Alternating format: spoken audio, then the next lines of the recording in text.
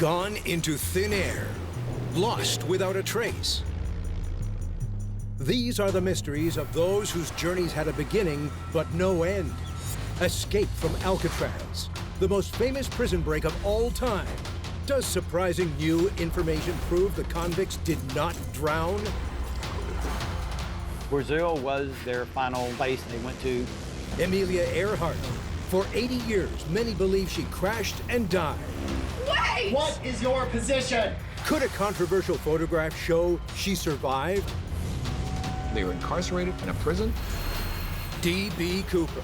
He stole $200,000 and jumped from an airplane, never to be seen again. Is that because he was actually a she? The reason D.B. Cooper has never been found is because he escaped as a woman. From America's first female flying icon to escaping criminal masterminds, we encounter new evidence that just might uncover the truth and bring us closer to solving these ultimate mysteries.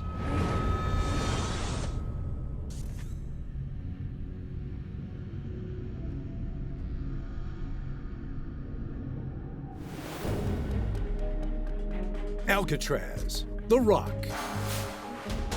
Surrounded by the deadly waters of San Francisco Bay, this maximum security prison staked its reputation on one simple promise, that no one could ever escape. But in 1962, 3 men broke free from the prison and were never seen again. The Alcatraz escape is a mystery because nobody can really say yes or no what happened to the 3 escapees. It's fascinating because it was really impressive what they did to get out of their cells, not be caught, not be seen, evade any detection by the guards at the time, and get off the island, but then what happened to them? And that's why it's such a big mystery. The reason I'm the main guy on the case is in 1978, the investigative authority through Congress changed from FBI to the U.S. Marshal Service. One of the reasons the case is still open is the Marshal Service doesn't stop looking for fugitives. We always continue until it gets to a point where it's determined that there's actually no way the person could still be alive, or if we make an arrest, or if we can find that they're deceased or some other way to close the case legitimately. We don't ever ask for cases to be closed. We always continue to look for the fugitives because criminals need to be brought to justice and they need to follow through. And these guys are all owed time to the Bureau of Prisons for the crimes that they committed, and you can't just let people off on the crimes that they owe. Our case name is based on fugitive ID numbers, which we have. They're basically numbers that we assign to each fugitive, one for John Anglin, one for Clarence Anglin, one for Frank Morris. And there are 3 different numbers. Frank Morris is 34237, John Anglin is 34044, and Clarence is 34043. There's a whole lot more to the story than what most people know.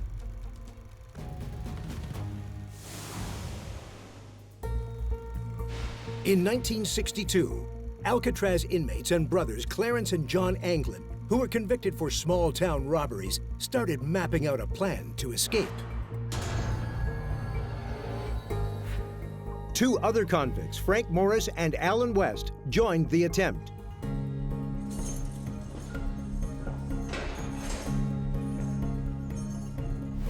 You gotta give them some credit for, one, keeping it quiet. But inmate Robert Scheiblein knew. The Anglin brothers, Clarence and John, I liked them both. Well, they were quiet, not super intelligent, but street smart. I would have got along with them in that prison or any prison. We thought alike. Morris was a brain, but I had high IQ also, and we clashed. Our egos, like 2 alphas together, we didn't make. And Alan West was a little feist dog, and he was agitator. He was a loudmouth agitator. To me, he talked too much to me to associate with. I wouldn't tell him too much because I didn't trust his loose talk. The Anglin brothers and Morris and West got cells down on my tier, and when we go to the mess hall, they were talking together. So I started listening at that point. I told him outright, how many people have tried this escape and never made it? And you're going to do this in the middle of the night and not get caught?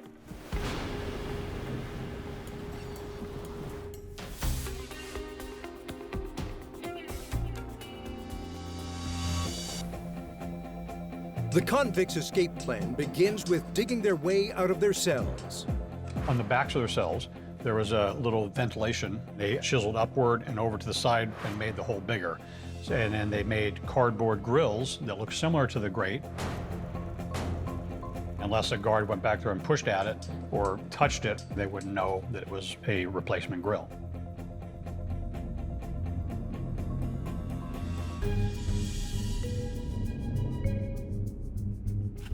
Family members would say about John and Clarence, they were the MacGyvers of the 1950s.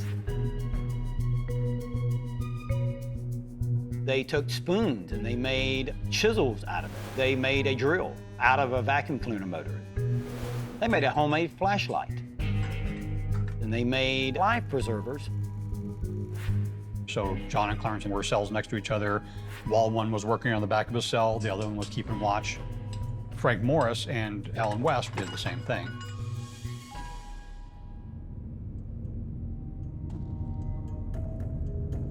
Alcatraz was a maximum security, minimum privilege, with little communication with the outside world as far as the convicts go.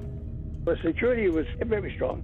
They had 24 official counts a day, plus 6 counts from the 4-minute where the workshops, work gangs. So you were being counted. As soon as the count was done, they were starting to count again. So the security was very, very strong.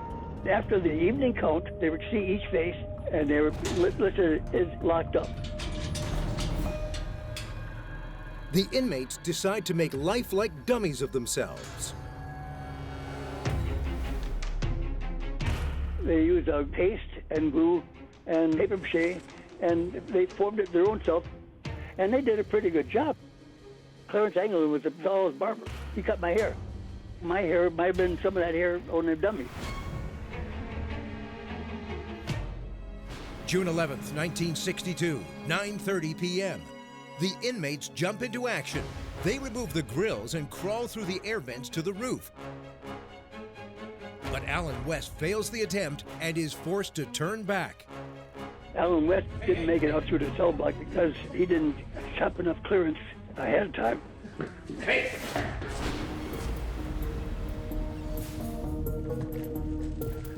A couple minutes after 10, there was a loud metal bang. The guard said it sounded like somebody hitting their hand against a 55-gallon drum. We assume that's when the ventilation cover on top was pushed off. Once on the roof, Morris and the Anglin brothers collect a raft that they had hidden there days earlier. They made the raft out of more than 50 raincoats and inflated it with a small concertina, which was used as an improvised bellows. They came up with the idea how to create a raft out of raincoats, how to create life preservers. There was no accountability of prisoner raincoats. A prisoner could go get a raincoat, the next day he can go get another one. They ended up using maybe 30 or 40 raincoats. They went to the northwest end of the building, and there's a stovepipe there. They shimmied their way down, and they threw a blanket up over a barbed wire at the top of the fence and then climbed the fence one at a time. Then they would have proceeded down underneath the water tower. My estimate is they were probably in the water by 11 p.m. So there's absolutely no doubt it was a legitimate escape off the island. What happened to the escapees once they left the island? You've got 3 men that they say drowned, but yet nobody was ever recovered. What do experts believe happened to them?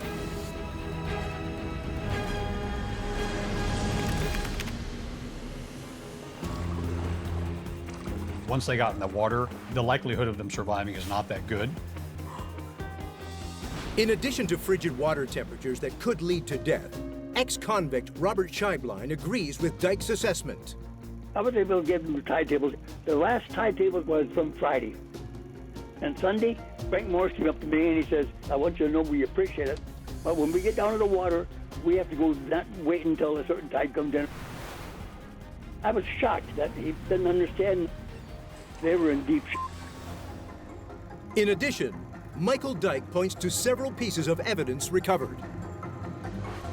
About 24 hours after the escape, there was a paddle found near Angel Island. And then 2 days after the escape, a small packet was recovered that was made out of the same raincoat materials.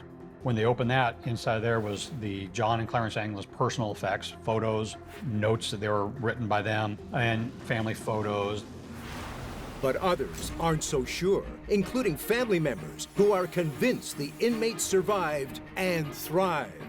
They ended up in Brazil, and they made a good life for themselves.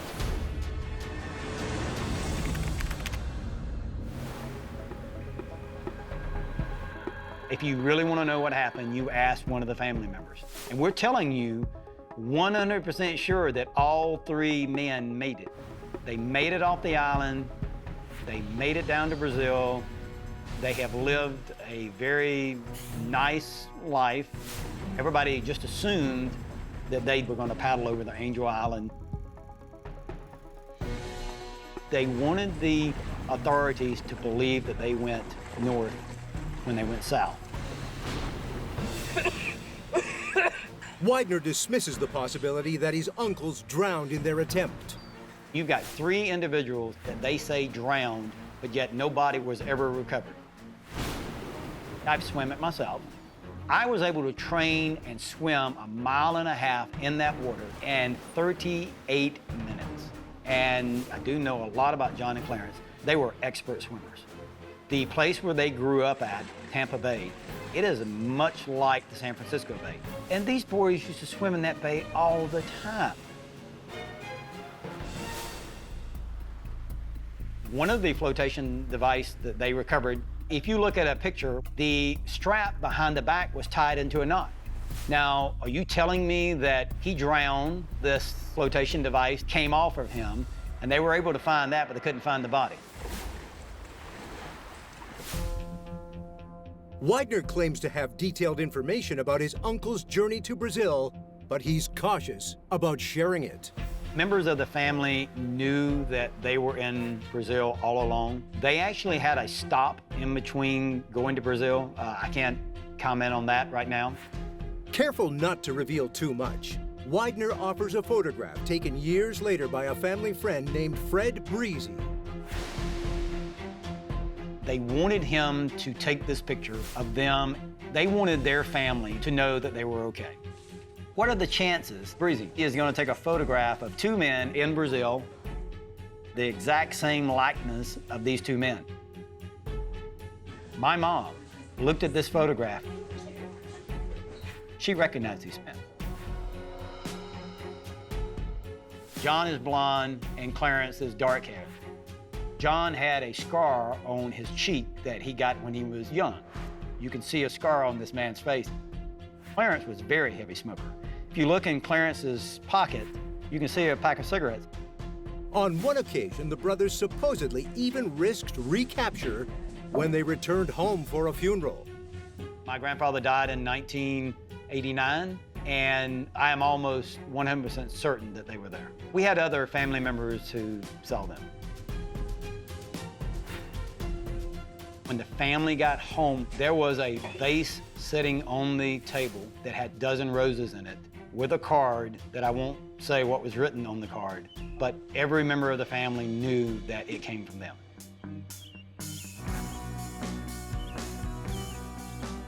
You spoken to John or Clarence? Yeah, that's, I just can't say. I'm telling you, it's not something that I believe that happened. I know happened.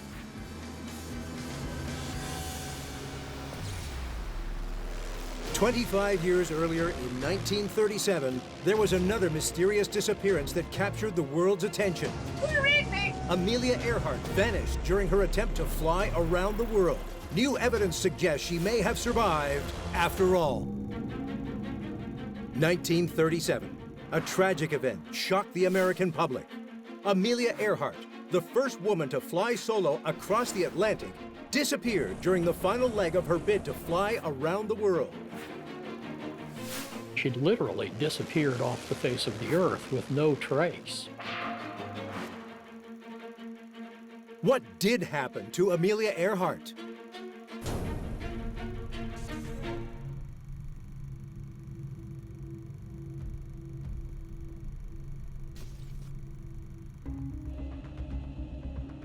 July 2nd, 1937. Amelia Earhart and her navigator are preparing for the final leg of their journey. She was going from Lae, New Guinea, where she was going to take off. She was going to try to fly that twin-engine Lockheed Electra to this tiny little island in the Central Pacific called Howland Island, about 2,500 miles away. Howland Island is a sliver of land just 6,500 feet long, barely big enough to land the Lockheed. It would be like trying to fly at night from San Diego, California, with no markers and finding the next day Central Park in New York. A series of record-breaking flights had turned Amelia Earhart into an American heroine. In 1935, Amelia Earhart flies her Lockheed from Honolulu to Oakland. She is the first woman to make a solo flight over the Pacific, covering the distance in 18 hours, 16 minutes.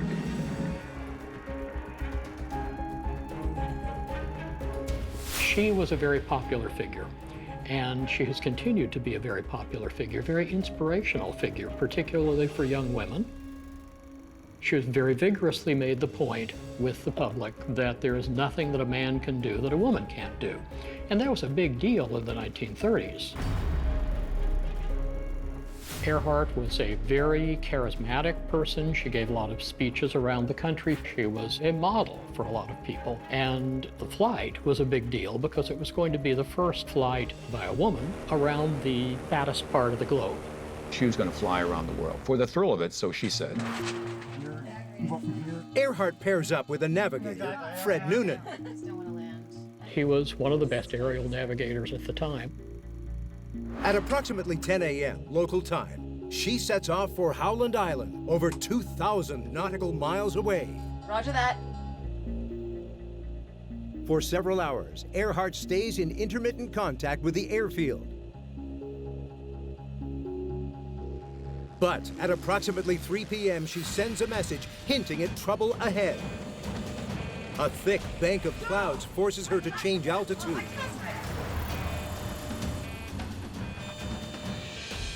There was a Coast Guard ship that was sent down to Howland Island to watch over her as she landed, but there was a failure to communicate. Amelia Earhart to Itasca. Do you read me? Yes, this is the USCGC Itasca. Do you read me? Copy. She's not reading me. One of the last messages she sent said, "We must be on you, but cannot see you." Amelia Earhart to Itasca. Do you read me? Yes, Copy. we read you. Do you read me? Earhart and Noonan can't find the island. Something's wrong. Itasca! This is the USCGC Itasca. What is your position? 157-337. What is your position? What is your position? When the pilot is in trouble, they're certainly going to try to send radio messages. Do you read me? Do you read me? Copy. She had a regular schedule on which she was supposed to transmit. Now, there was a lot of confusion about exactly when she was transmitting, when the Itasca, the Coast Guard cutter that was waiting for her at Howland Island, was listening, and a lot of messages may have been lost. But she was sending messages, and they recorded numerous messages as she got closer and closer to Howland Island. Wait! We're on the line! 157-337! The very last message says we are on the line 157-337, flying north and south. The line 157-337 is what's called the line of position that Noonan would have calculated when he took a sighting after sunrise and plotted it through the island. They would then advance it by dead reckoning until he calculated that it should be running through Howland Island. If they couldn't see Howland Island, they would fly north and south along that line of position until they found it. That was standard operating procedure.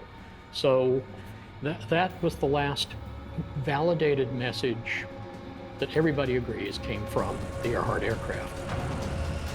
And then she's gone. The Lockheed Electra never makes it to Howland Island. It's as if the plane vanishes into thin air.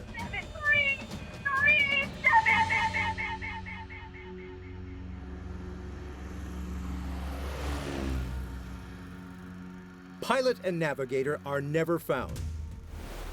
After a 16-day effort, the search is called off. 80 years later, the question still remains, what happened to Amelia Earhart?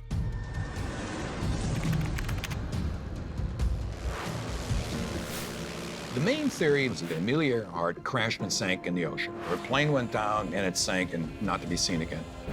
This is the USCGC Itasca. What is your position? There was a massive communication breakdown between Earhart and the Coast Guard ship, the Itasca. Do you read me? Copy. She was operating on a frequency that would be heard by voice, Do you read me? Do you read me? Copy. and they primarily were operating by Morse code, and she couldn't do Morse code. Wait! No! No! Try it. I put everything up. Sorry, try it all. Yeah, I put it up. I put everything up, sir. I don't know. Yeah, I'm doing something to you, copy! They heard her, and there's obviously a time that she heard them. Amelia Earhart! Why did she not transmit more?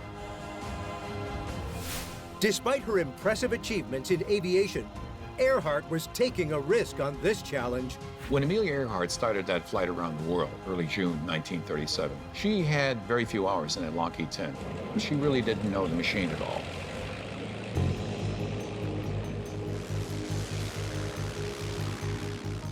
If I were to fly a twin-engine airplane around the world, I would want to know everything I could about every bit and piece. When you are only two people and you only have two engines and you're doing a first flight, I would want to know all of the details. I suspect they realized that they could not make it to their destination. They searched for a known island on their maps and crashed into the ocean close to the island. We will repeat this message! Wait! Do you read me? Copy! All efforts at finding her come to nothing. Eventually, after 18 months, authorities reach a tragic but inevitable conclusion. They declare Earhart legally dead.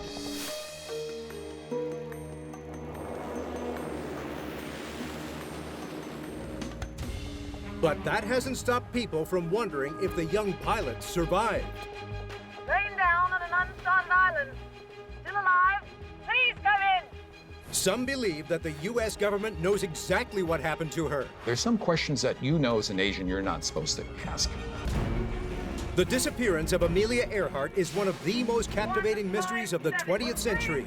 While the story came to an end officially in 1939, Do you read me? there are some who believe she survived.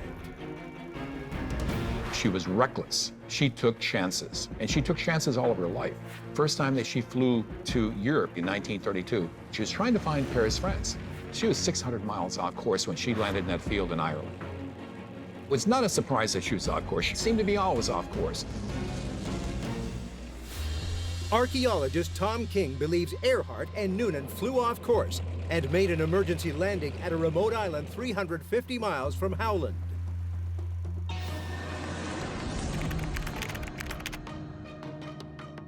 We have several bodies of evidence that support the hypothesis that Earhart and Noonan wound up on Nikumaroro. This is the U.S. King points to intriguing evidence.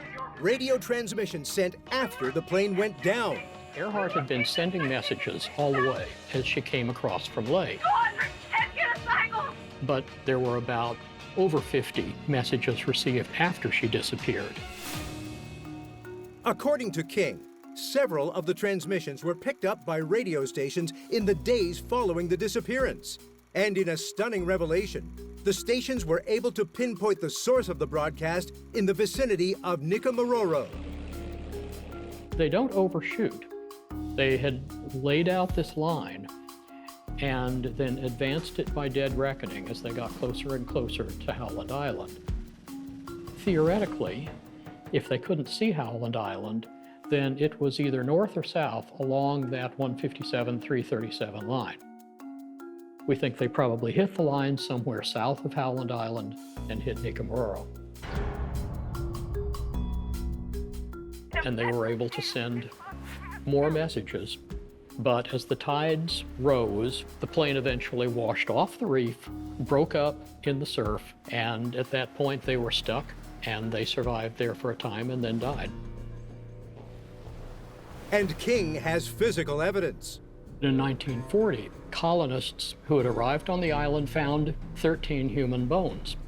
They were measured, they were analyzed, and we've turned those measurements over to modern forensic anthropologists, and they come up with the conclusion that the bones were most likely those of an adult European female of about Earhart's height.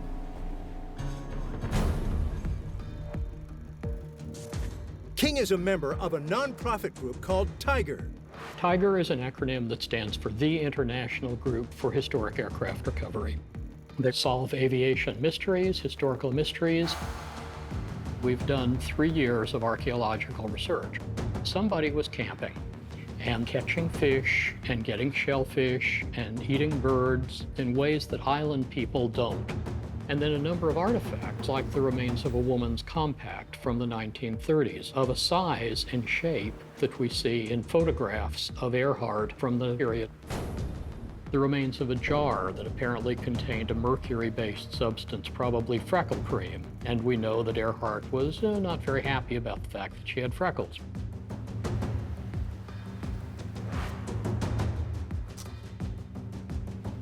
There's another explanation for what became of Earhart that involves falling into enemy hands.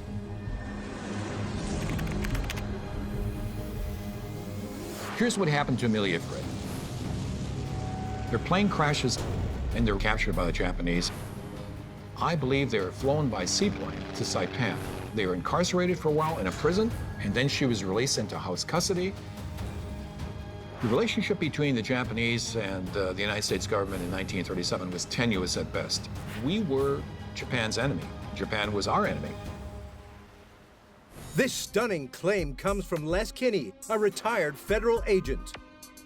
When I was a young agent with the Office of Naval Intelligence, my boss started talking about going to Saipan to investigate Amelia Earhart. And I said, well, if the Navy's official position is that she crashed and sank, then why did she go to Saipan? And he gave me a dirty look. You know, there's some questions that you know as an agent you're not supposed to ask. Like Tom King, Kinney believes Earhart got lost and was forced to land, but not at Nikumaroro to the southeast, but at Mili Atoll, a thin strip of Japanese-controlled land over 700 miles northwest of Howland Island. She was close to running out of gas, and she landed on the Marshall Islands. There's some Marshallese witnesses. There was 2 young men fishing that said they saw these white people come off of this little plane, and they blew up a boat, a yellow boat. And of course, they had never obviously seen a life raft before. Kinney believes Earhart's radio signals reached Japanese officials. Please come in. And it wasn't very long before they knew exactly where she was at. She ended up in Jelliut, which is the administrative headquarters of the Marshall Islands, where they had a military office. Kinney points to a new piece of controversial evidence. I found a picture in the National Archives in 2012. It was based upon a scene at that dock at Jelliut. And I yelled at my wife. I said, Jean, come in here, take a look at this. And she didn't hesitate. She said, that person in the background with their back to the camera. She said, that's Amelia Earhart. And I said, do you see Noonan here? And she said, yes, over there. I go, wow. It's the Koshu in the background, the ship, and then you have a barge, and there's an airplane in the back of that barge. And I have found the logs of the Koshu. The Koshu was there in July of 1937 for the dates when she should have been in Jelliut. Kinney believes the 2 Americans were at Jelliut for only a short time before they were flown to Saipan and put in prison. The United States government probably knew that Earhart and Noonan had been captured by the Japanese. We could not afford to go to war in the middle of a depression with Japan. She met her end there. She died, I believe, of dysentery. Kinney's version is a radical departure from the lost at sea narrative. Is it possible that Amelia Earhart spent her dying days in a Japanese prison?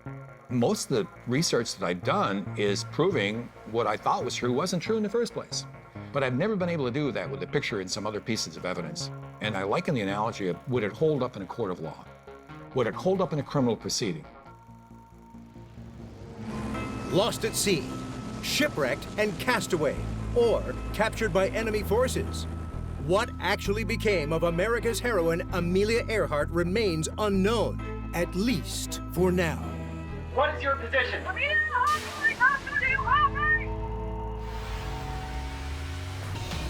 From lost at sea to lost in the air, the mystery of hijacker D.B. Cooper still continues to fascinate the world. How are you, D.B. Cooper? A hijacking. He opens the briefcase and she sees a bomb. A ransom. They gave him $200,000. A jump into the night sky. No one really knows where D.B. Cooper actually disappeared to.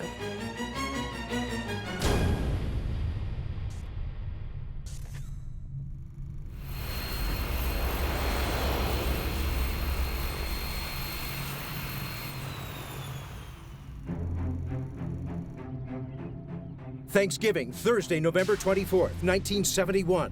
A mysterious man is boarding Northwest Airlines Flight 305. A gentleman purchased a ticket in Portland, Oregon for a 30-minute flight to Seattle. Boarding pass, please. Back at that time, people were asked to sign in on their own boarding passes. He signed in as Dan Cooper. Hi, welcome aboard.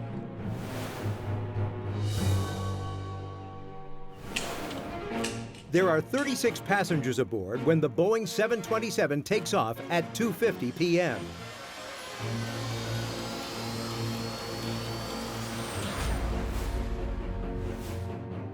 Dan Cooper wrote a little note and gave it to the stewardess. She put it in her pocket.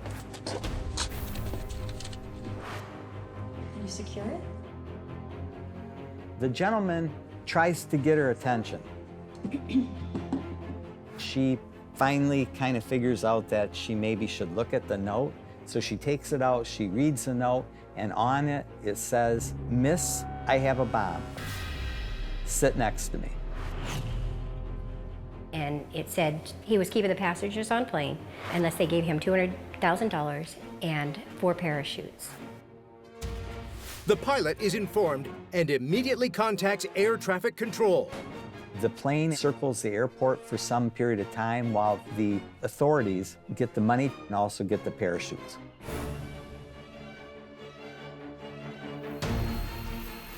So the plane landed in Seattle and the passengers were let off. One of the flight attendants is going to stay, and she then goes down and brings on board the parachutes, and she brings on board the money. The hijacker asks that the plane be taken to Mexico City.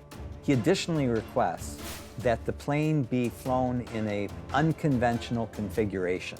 The plane to be kept at less than 10,000 feet and to fly at 200 miles per hour or less. In the cockpit, the crew realizes they don't have enough fuel to make it to Mexico. They make a plan for touchdown in Reno, Nevada to refuel when suddenly... What's going on back there? Warning light is on. The pilot notices a light coming on, and that tells him that the rear aft door has now opened. The plane continues on its route, and it goes all the way to Reno.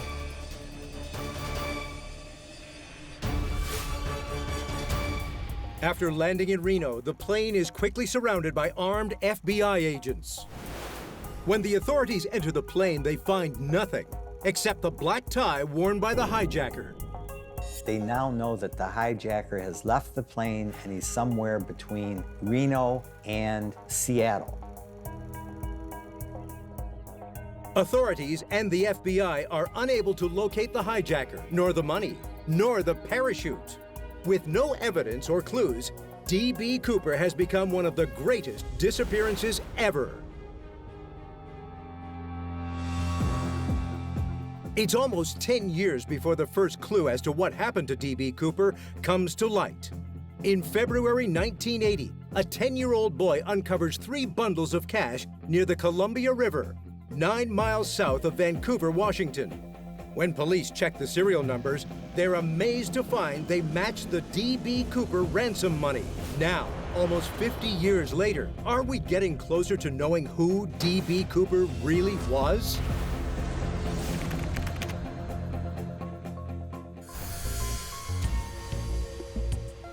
In 2015, our publishing house was approached by an author who had written his own story about the D.B. Cooper hijacking, where the hijacker was his best friend. And the hijacker's best friend was Carl Lauren. Carl began the story by talking about being one of the original skydivers, and that's actually when he met Walter. In the mid-1950s, Walter, Carl, and 7 other men formed what they called the Michigan Parachute Club. According to Carl, Walter was a barber turned petty criminal who moved to Washington State and changed his name. For 3 days, I interviewed Carl nonstop.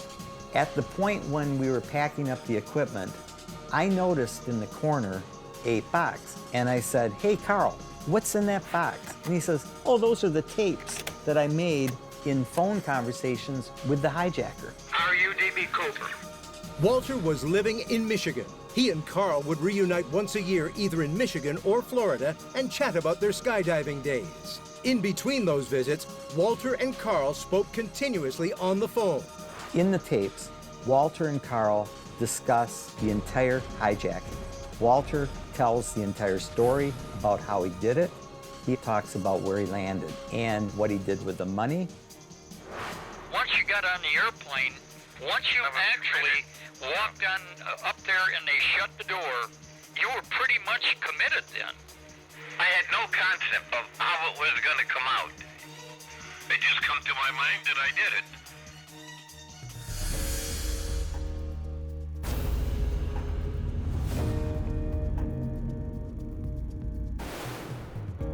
According to Carl, the real Walter Recca died in February of 2014. A toast to anybody that jumped out of a 727. Have I got a story to tell you?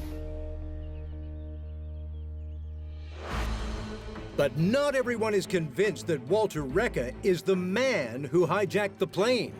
My name is Rena, and I believe D.B. Cooper to be my father. The reason D.B. Cooper never was found is because he escaped. As a woman,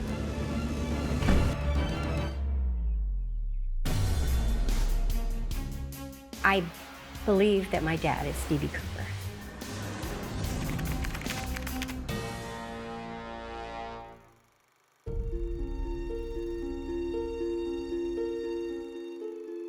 This shocking claim comes from Rena Rodell, whose father served in the Merchant Marine and the U.S. Army. My dad's name was Robert Elmer Dayton. When my parents were together, my mother felt like there was a problem with my dad as far as she caught him dressing in women's clothes. Robert's wife divorced him in 1954, moving out of state with her 2 young children. Robert remarried in 1965. His second wife, Cindy, was aware of his desire to change. He was uncomfortable in the attire he was in and needed to do something different. He was on the verge of suicide at that time, went in to seek help, and the psychologist was part of experimental surgery testing. In 1967, Robert and Cindy had filed for bankruptcy. In 1968, the couple traveled to Baltimore, Maryland to visit the Johns Hopkins Hospital, where sex reassignment surgery was being done. Robert and Cindy returned to Seattle and separated. Robert took any job he could, working overtime, and eventually saved the money for the surgery. In 1969, my dad decided to go ahead and do the gender reassignment surgery. By 1971, Robert Dayton is now Barbara Dayton. Barbara was living in Seattle, and Rena and her brother were living in California. In 1975, my brother Dennis passed away, and my father flew down in a Cessna to attend the funeral. My dad flew the Cessnas as a male before he ever became a female. This was my first time seeing my dad as a woman. After leaving the funeral, my cousin asked me, "Did you know your dad was D.B. Cooper?" After the initial shock, the idea begins to make sense to Rena. My dad, as a woman now, realized that she couldn't get a job. She didn't have any money. She was kind of desperate to do something. And according to Rena Rodell, that something was extraordinary. I believe my dad did the hijacking. My dad dressed as a man. He had the women's clothes under his suit, so he could do the jump and easily change back to a woman, and nobody would notice the difference. My dad boarded the plane, and he signed in as Dan Cooper. Let's not forget, my dad was a pilot. He had it all mapped out where he would jump. He knew the route that they would take. He took his Cessna 140 to scout an area where he would land, where he would parachute to Woodburn, Oregon. My dad drove a car down to Woodburn, and he left the car there, and then he took the bus back to Portland.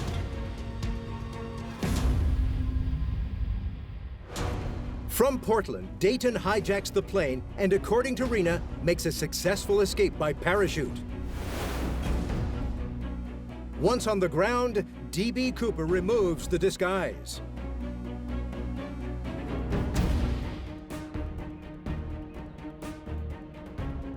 Barbara was driving in her car, not a worry in the world, because they were looking for a man. They weren't looking for a woman.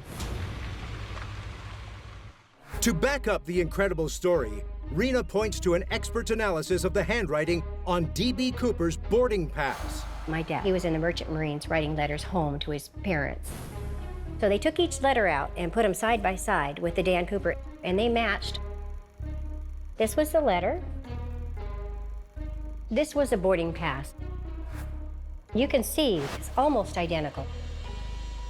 According to the handwriting analysis, they said that that was as close as you could get. In 2006, Rena obtained Barbara's medical and psychiatric records and was surprised as to what she learned. After the hijacking, a couple of weeks later, he went back to the psychiatrist, and the psychiatrist couldn't believe. All of a sudden, he wanted to go ahead with his life. That kind of tells me that something happened. Could that something be the $200,000 ransom? As final, emotional evidence, Rena shares a letter she and her brother received from her father just weeks before the hijacking. The letter's dated November of 1971. I'm sorry for the hurt this must bring, but both of you have full lives ahead of you. Please don't hate me for what I've done. Life is full of the unexpected. Barbara Dayton, Robert Dayton.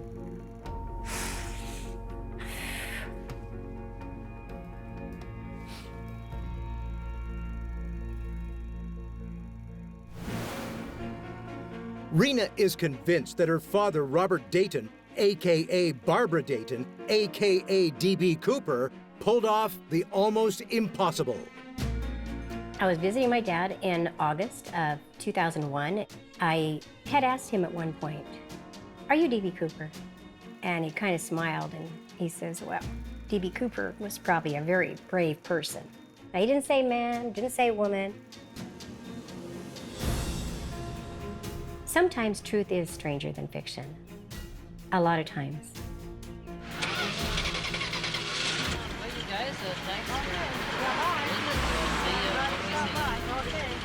Yeah, we'll look you up when we come over home.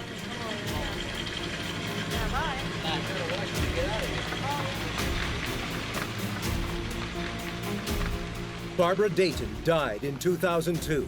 Did she take the mystery of D.B. Cooper to the grave? Perhaps one day the truth of all these disappearances will show itself and solve these ultimate mysteries.